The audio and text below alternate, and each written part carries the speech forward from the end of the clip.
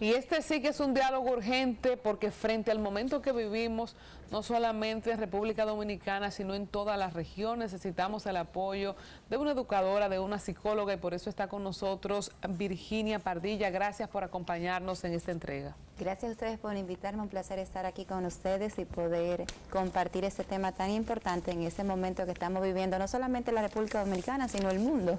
Así es, Virginia. Todas las personas que están en sintonía con nuestro programa, es importante que escuchen la siguiente conversación que vamos a tener con esta profesional de la conducta en momentos como estos, para hablar cuáles son los perfiles, también tratar de conversar el cómo prestar atención a los niños en tema de emergencia, pero iniciando queremos saber cuáles son las principales reacciones, conducta que tiene un ser humano en un momento de emergencia. Mira, los mecanismos de defensa a nivel de psicología están diseñados para que el ser humano mantenga el equilibrio. Lo que pasa es que hay diferentes tipos de mecanismos de defensa.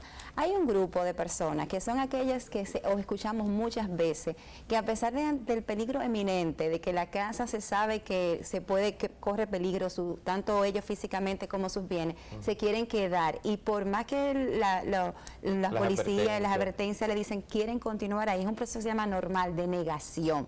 Negación, ese grupo de personas se llama negación. Están manejando lo que es un mecanismo de defensa conocido en psicología como negación, que es no creer que esto tan grande o este desastre que están hablando, que están pronosticando, me va a alcanzar a mí. O sea, eso va a alcanzar a otras personas, pero a mí no me va a llegar. Entonces hago un proceso psicológico de que niego una realidad, algo que parece tan tangible como que se ha entrado otras veces el río dentro de mi zona y como quiera yo no quiero creer que me va a pasar y por ende me quiero continuar quedando en mi casa independientemente, protegiendo quizá unos bienes materiales, porque el trauma de perder esto, que es lo poco que tengo, es mucho mayor a nivel psicológico manejarlo que quizás el mismo riesgo que corre mi vida. Entonces es un proceso normal que se llama negación. Está el que se llama conmoción, que es aquella persona que lo ven muchísimo más grande y entonces se quedan paralizados, frisados, no hacen nada, no ejecutan nada o lo ven el problema mucho más grande de lo que es y son los que entonces se alarman mucho más de la cuenta. Y está el otro proceso muy frecuente que es el embotamiento emocional, que es aquel que lo coge todo a burla, a chiste, no va a pasar tampoco, pero no está estresado aparentemente. Ese estrés lo maneja con burlas, relajo, y es aquel que se pone a jugar domino en medio de la situación, hace un brindis, un sancocho, y todo lo coge como un trago, y lo coge como a chiste, pero es que ha tenido tanto estrés, a veces también, que hace un embotamiento emocional, y sus emociones se frisan, y comienza entonces a buscar, a esquivar ese dolor o esa angustia que tiene a través del relajo y la chercha. También tenemos tres. Los más frecuentes. Lo más frecuente, negación, conmoción y embotamiento personal. Sí. ¿Hay algún nivel de riesgo mayor en alguno de estos tres formas de reaccionar en momentos de emergencia? Desde mi punto de vista, el que tiene la negación es uno de los que está más vulnerable, porque entonces no acciona, no protege su vida, sino que piensa no me va a pasar, no me va a llegar, y entonces hace como una estática y no reacciona ante lo que es el peligro inminente que todo el mundo sí está viendo que ellos no lo están mirando, o el que lo coge todo a burla, a chercha, porque entonces como cree que es un relajo, pues entonces se arriesga muchísimo más de lo que debiera. Como el video de Chiqui que vimos, que él quería hasta ver el río. Exactamente, quizá en ese momento él estaba dando más importancia a ver el río, a ver lo maravilloso del agua que él estaba viendo, algo nuevo quizás para él, y se entró mucho más allá de lo que era seguro, y fue, quizás si tú lo dices ahora, él lo analiza fríamente, él no tenía intención de que le llegara, sino que él no creía que le iba a pasar. Por eso la compañera dice, Chiqui, te lo dije, Chiqui, te lo dije. O sea, ella sí estaba viendo un peligro, pero él que tenía el control no lo estaba viendo en ese momento. Él inmediatamente se inventó un plan, vamos a subirnos al techo de esa casa. Licenciada, nosotros estamos hablando de personas que están involucradas en una situación. En mi caso, no tuve la oportunidad, gracias a Dios, de estar entre los afectados del terremoto de México. Sin embargo, yo fui afectada emocionalmente por los videos. Llegó un punto en que dije, no voy a ver más videos de esto, porque uno en particular me afectó, me cargó. Yo digo, Dios, o sea, yo y he trabajado en mi mente tratando de bloquear ese recuerdo. ¿Hasta qué punto lo que vemos en las redes sociales, hasta qué punto el impacto de lo mediático, de las cosas que sin pedirnos permiso, porque cuando tú abres un video tú no sabes lo que tú vas a ver, hasta qué punto entonces las personas que no están en el lugar de los hechos tienen un efecto colateral por todo lo que estamos viendo? Eso va a depender mucho de la experiencia de cada quien, de la sensibilidad y de la capacidad de resiliencia de cada persona. La capacidad de resiliencia es la capacidad de adaptarse a una situación y entonces continuar su vida a un ritmo normal.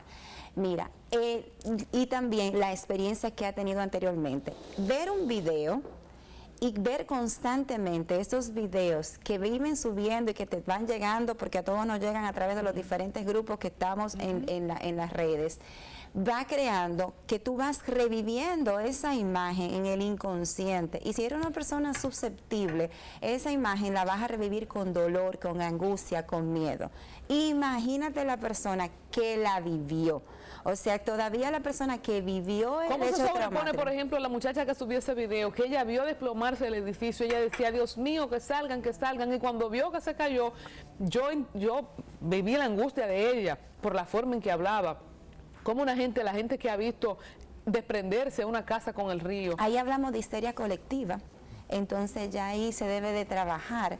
Esas son situaciones y catástrofes que deben de ser trabajadas toda la sociedad que fue involucrada en ese proceso. Algo súper difícil porque todo el mundo ahora mismo está tratando primero de ver quiénes están todavía con vida para poder preservar esas vidas. Luego después recoger escombros, recoger y levantar económicamente todo lo que se desplomó. O sea que lo último que se recoge es la parte emocional, psicológica entonces, porque no se ve. Muchas veces, a ese era el punto que iba, muchas veces entonces, ya después que hemos recogido, hemos salvado la vida, que es lo primero que se debe preservar, entonces nos enfocamos en la parte económica, las viviendas, la seguridad de tener un techo, de esas personas que tuvieron algún tipo de daño, y ya luego para último dejamos entonces el daño emocional, que debiera de ser de lo primero en ser trabajado, porque una persona con un daño emocional, o como se llama, estrés postraumático, que es lo que estamos hablando cuando pasan este tipo de catástrofes, entonces no puede o no tiene la capacidad de insertarse nuevamente lo más rápido posible a su vida cotidiana. ¿Cómo hacer para que se pueda insertar lo más rápido posible? Hemos visto, estamos edificando a nuestra teleaudiencia que quizás al momento que usted describía las diferentes reacciones en un momento de emergencia, que negación y demás estuvieron diciendo yo soy ese, yo soy el otro, yo reacciono de esta forma, o como Colombia que decía su experiencia personal, cómo le afectó o le afecta el tema de las redes sociales. ¿Cuáles son las sugerencias para, si usted es una persona que reacciona en negación, cómo cambiar esa conducta?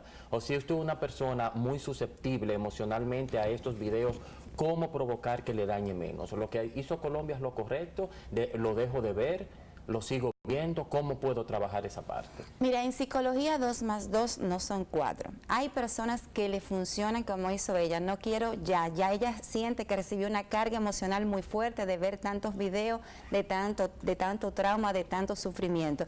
Y ella decidió no continuar viendo más videos. Hay personas que por el contrario necesitan seguir viendo estos videos acompañados por un terapeuta para ir analizando cuál es el punto de dolor de este video y cómo entonces puede desarrollar dentro de sí una fortaleza interna para continuar a pesar de las circunstancias. O sea, lo idóneo es que no pasen circunstancias como esta, pero después de que ya pasaron cualquier trauma, el que sea, un accidente, el trauma específico que la persona haya tenido que vivir, lo importante entonces cómo yo me vuelvo a incorporar a la sociedad, a mi vida cotidiana. Entonces tiene que haber un deseo de la persona de salir de ahí, de superar esta angustia, y muchas veces necesita, y la mayoría de las veces, ayuda de un profesional que inclusive va a trabajar con técnicas de relajación, con técnicas para que pueda volver a recuperar el sueño, porque vienen entonces pesadillas, insomnio, porque comienzan a revivir lo vivido a través del sueño. Y entonces al no dormir bien viene todo lo que es el estrés, viene a veces proceso depresivo, si ha perdido cosas importantes, ya sea vida, situaciones, pérdidas materiales, pueden haber depresión, e inclusive se puede hablar cuando ya es en una histeria colectiva de un grupo, una comunidad, de lo que se llama terapia grupal. Hablando de terapia grupal, usted decía ahorita de que la sociedad en su conjunto, cuando suceden cosas como esta, quizás no le da la importancia a recoger el alma, las emociones, y se recogen los escombros y obviamente las vidas. Yo he escuchado a profesionales decir que la sociedad dominicana está enferma cuando hablamos de los casos de feminicidios, muchos suicidios recientemente, inclusive con adolescentes. Y mi pregunta va dirigida a si este tipo de hechos, como la afección por un fenómeno como María, puede sumar, si usted está de acuerdo, a esta sociedad enferma, dañada, no tratada psicológicamente, y hacerle adendum a la pregunta, si como Estado ¿hay alguna manera de insertar alguna política de Estado, sea en salud pública o a través de alguno de los ministerios que tienen que ver con la familia, para apoyar a que nosotros podamos crecer en este sentido? Yo creo que ahí vendría a aprovechar lo difícil de la circunstancia y sacar lo mejor que se pueda. De circunstancias como esta, entonces ahí también afloran sentimientos muy bonitos que nosotros como dominicanos tenemos, que la solidaridad, el compromiso, la entrega con los demás, y entonces a aflorar como este sentimiento, más que al resentimiento, ¿por qué a nosotros? ¿Por qué otra vez? ¿Qué estamos haciendo? Sino hacer un cuestionamiento de qué debemos hacer. Pero ¿y qué se puede hacer, por ejemplo, dirigido estatalmente? Hay países, por ejemplo, cuando el tema de la obesidad, Michelle Obama tomó la causa y se hicieron campañas para reducir el tamaño de los refrescos, de las gaseosas que se venden en comida rápida, o por el tema de la comida rápida, porque era un problema de Estado, de salud pública, la obesidad en Estados Unidos. Y si reconocemos que República Dominicana es una sociedad psicológicamente enferma, ¿qué sugerencia, qué luz usted vislumbra? Desde el punto de vista de la educación, trabajando desde muy pequeño a la población, psicoeducando en lo que es desarrollo de resiliencia, educándolo en formación en valores en las escuelas, y pudiera haber inclusive dentro del plan de gobierno, pues aquellas personas que están pasando por situaciones, que han perdido casas, hogares, asas familiares, entonces sí darle la ayuda psicológica dentro de lo que son la parte de salud pública, y entonces que tengamos mucho más psicólogos dentro de las clínicas, hospitales, para entonces poder atender a estas personas que también están necesitando. Pues vamos a seguir con una sociedad entonces enferma, porque yo no veo mucho dentro del currículum educativo a las nuevas generaciones, incluido ese tema de habilidades blandas, que es lo que usted conversa, para trabajar, por ejemplo, en una jornada extendida, tema de resiliencia, tema de poner a la gente en negociación, a los niños no lo veo en negociación. No vemos actividades como eso, están repitiendo lenguaje matemático. Pero súmale a esto, Víctor, que así, ahorita hablamos con el director de comedores económicos que están dando comida caliente, y la del plan social está apoyando, o sea que debería haber también una brigada de trabajadores sociales, psicólogos y expertos juntamente con el que lleva la comida en este momento. No lo hay, que yo sepa. Hay muchas metodologías como esa. Una vez trabajamos una metodología con niños que se llama Retorno a la Alegría, que es un método que busca trabajar esa parte de emociones con niños que se ven afectados en temas de desastre. Existen otro tipo de herramientas para trabajar, por ejemplo, vámonos a un albergue donde hay un grupo de personas que están refugiadas para trabajar esas partes emocionales. Existen herramientas como esas en el mundo de la conducta.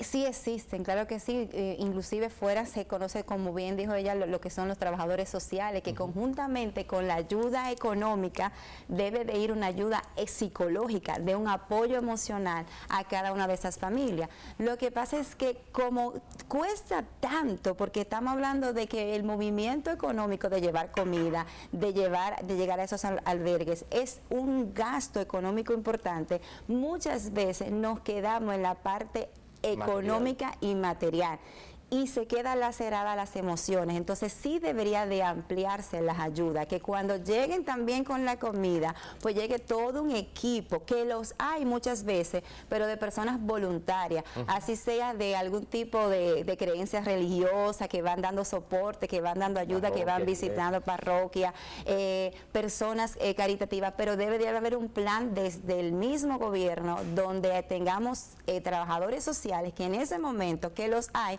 pero pero a veces no dan basto, entonces para llegar a toda la comunidad. Bueno, yo creo que eso es importante, el que las autoridades pues vayan pensando, y lo decíamos en la mesa, cómo hemos avanzado comparado con años anteriores, pero es momento también de seguir mirándonos, autoevaluándonos, qué es necesario seguir incluyendo. Y yo creo que aquí en esta conversación ha salido la importancia de incluir como parte de la respuesta en momentos de emergencia, sobre todo en zonas más vulnerables, esa atención, esa cobertura a la parte emocional. Detallaba hace un momento la parte de niños, y queremos que en la última parte de esta entrevista hablemos para edificar a la audiencia cuando hay niños en la casa o niños en refugio, que muchas veces como adultos entendemos, no, esos muchachos están jugando, ellos la pasan bien, se la pasan durmiendo, pero el niño está escuchando que hay un riesgo, que hay inundaciones, que va a llover mucho. Y esa es la futura generación. Que va a llover mucho. Y entendemos de que no, de que ellos que eso no les afecta. ¿Afecta a un niño? Claro que sí, sobre todo que en este tiempo hablamos de todos los temas sin filtro delante de los niños. Los adultos estamos hablando de cualquier tema y se nos están olvidando que ellos están ahí, y aunque ellos aparentemente estén jugando o estén conectados en un dispositivo electrónico, ellos están captando todo lo que viene. Ellos tienen la capacidad de poder estar haciendo un trabajo o un juego y escuchar la conversación, y eso le genera y le produce estrés, le produce ansiedad, mucho mayor ansiedad y mucho mayor estrés que el adulto. ¿Por qué? Porque yo como adulto conozco los riesgos y las posibles soluciones ante el riesgo. El niño quizás, dependiendo de la edad, no tiene el manejo de cómo accionar ante ese riesgo. Entonces puede estar escuchando informaciones que le estén causando estrés, ansiedad, y comienzan entonces a actuar de una manera diferente. ¿Cuáles pueden ser las formas? O pueden de nuevo a tener falta del control de los esfínteres en la noche, en el sueño. Pueden se puede hacer pipí en la cama. Se puede hacer pipí en la cama. Puede despertarse de madrugada, tener insomnio, pesadilla, estadio de querer comer mucho más de la cuenta, o dejar de comer, porque está manejando un estrés que no tiene la capacidad para. Y muchas veces la familia hablan el tema y ellos están escuchando, y los que están en refugio muchísimo más, porque es que también han perdido su seguridad, su estabilidad. Mi hogar, me tienen que cambiar de un lugar a otro que yo desconozco, su espacio, mi espacio, pero no solamente eso, y cuándo volveré a mi casa. Y están escuchando a esta familia preocupada también por sus enseres y por sus cosas económicas, que cuando viene a ver le va afectando también emocionalmente. ¿Qué hacer como adulto cuando se dan cuenta de que hay señales como esa, de que se hizo pipí en la cama, de que el niño no quiso despertar o dijo que no quiso dormir, que está comiendo mucho, o algunas amistades que en el día de ayer en redes sociales decían, no, la niña fulana lo que estaba preocupada era por los pollos en la casa de la abuela que se estaban mojando mucho, o que me preguntó cuál ciclón viene la semana que viene, porque vieron a Irma, ahora a María, y está preocupado porque, bueno, si toda la semana va a venir otro. Yo como padre o como madre, ¿qué hago con un niño que pueda estar presentando? Lo primero es con un niño hablarle claro, pero en un lenguaje que pueda entender, sin maximizar el problema. O sea, sí explicarle que es una temporada ciclónica, por qué viene, y que tengan información, pero no sobresaturarlo de informaciones que ellos no tienen la capacidad para manejar. Y si vemos que el niño, a pesar de una conversación con la familia, de donde le podamos dar una empatía de que todo va bien, de que todo va a pasar, de que vamos a salir adelante, de que no importa la situación que estemos viviendo como familia, esto se va a superar, vemos que el niño continúa con esas conductas que hablamos anteriormente, entonces debemos de recurrir a un psicólogo, porque muchas veces creemos que los psicólogos es para las personas que están mal, que están locos, y por el contrario, un psicólogo puede venir a ayudar para prevenir que esta persona se enferme emocionalmente. Al igual puede ser un adulto como un niño. Entonces buscar ayuda profesional para poder salir de esta situación y volver entonces a nuestro ritmo de vida normal. Nosotros quisiéramos, antes de despedir, a propósito de este llamado de buscar ayuda y abrir la mente y poder educarnos y saber que así como se necesita un cardiólogo o un gastroenterólogo, es importante un psicólogo o en su caso un psiquiatra. Para las personas que puedan querer hacer contacto con usted, algún número telefónico, alguna red social para Virginia Pardilla, psicóloga y educadora, tanto para las personas individuales o como alguna institución del Estado, en este llamado que hacemos a tener una política de Estado en educación y salud pública tendente a incorporar este tipo de profesionales para la ayuda también de los ciudadanos. ¿Cuáles son sus contactos? Estoy en el 809-566-4775. 809-566-4775 y me pueden seguir por MLC School tanto en Facebook como en Instagram. Bueno, muchas gracias, licenciada Virginia Pardilla, porque en este momento, así como es importante la llamada de los funcionarios que están haciendo un servicio, así también ha sido importante esta conversación para ver los tipos de emociones y de reacciones y también la forma de encarar este tipo de eventos. Gracias por acompañarnos. Así nos despedimos, nos encontramos Dios mediante el próximo lunes. Hasta entonces. Buenos días.